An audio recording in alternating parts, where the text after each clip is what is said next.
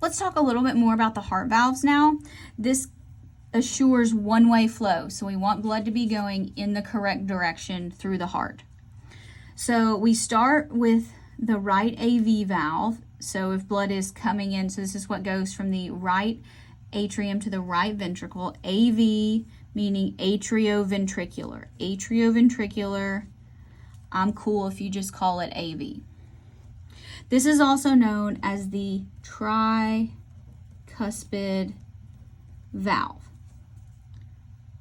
Tri means 3. That means it has 3 sets of chordae tendineae attached to 3 different papillary muscles. Between the left atrium and the left ventricle, so the left AV valve, that's usually what people prefer to call them, it is also known as the bicuspid valve because it has 2 cusps, meaning it has 2 sets of chordae tendineae anchored to 2 papillary muscles that secure it to the ventricular wall. Most commonly, this is called the mitral valve. So the mitral valve, this is the one that causes issues with some scarlet fever, so that strep can attack. So people that have heart valve problems, it's usually this one where they have to take antibiotics before like dental work or something like that.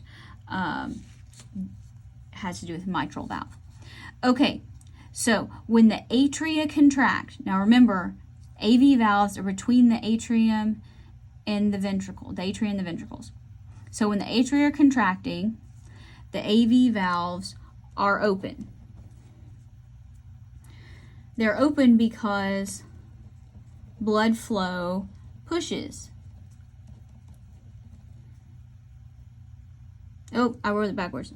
They are open because blood pushes them open. So the atria contract, and so we're going from the top to the bottom. Now, when the ventricles contract, the AV valves close, or they are closed, because in this case, blood pushes them closed. So as blood is going up from the ventricles and out of the ventricles, that blood going up pushes against these AV valves, so they're it closes them, it keeps them closed so blood doesn't go back into the atria.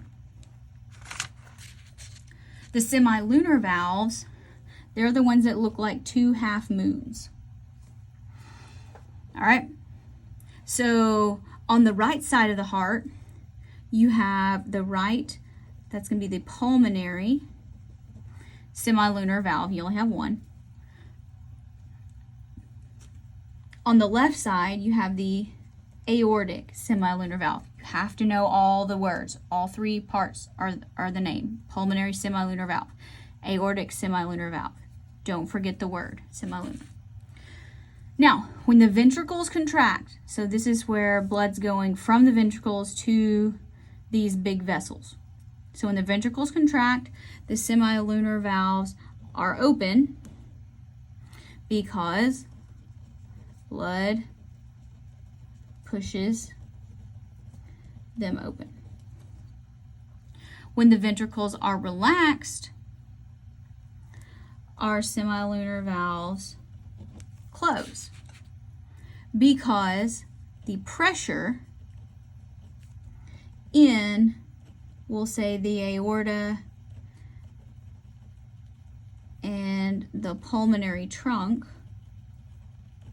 vessels pushes both of those valves closed. So ultimately it's about pressure, and there's a great diagram that you probably go over in lecture that has to do more about that. But let's talk briefly about cardiac muscle. So let's fill in a few blanks, and then I'll go through the picture. So cardiac muscle is involuntary. Thank goodness you don't have to think about telling your heart to beat. It just does it for you. Cardiac muscle is striated, so that means it does look striped. All right.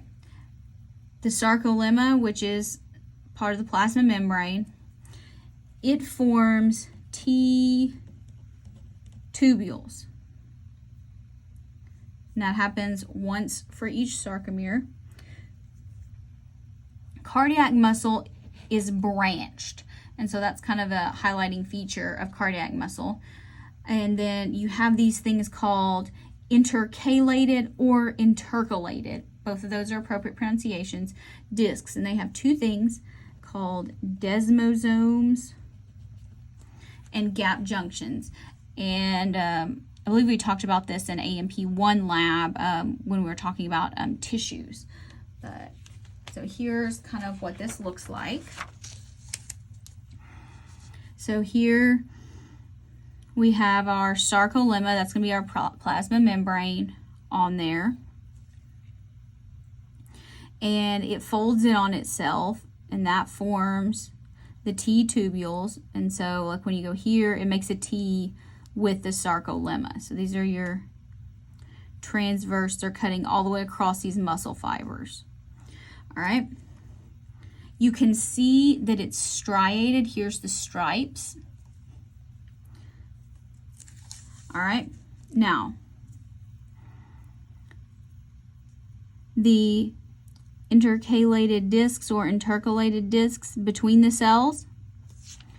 Here you have your gap junctions, and here you have the desmosomes. They kind of look like bugs or jellyfish. But what they do is they allow for ion transfer, so for the conduction, appropriate nerve conduction to make the muscles contract as we want them to.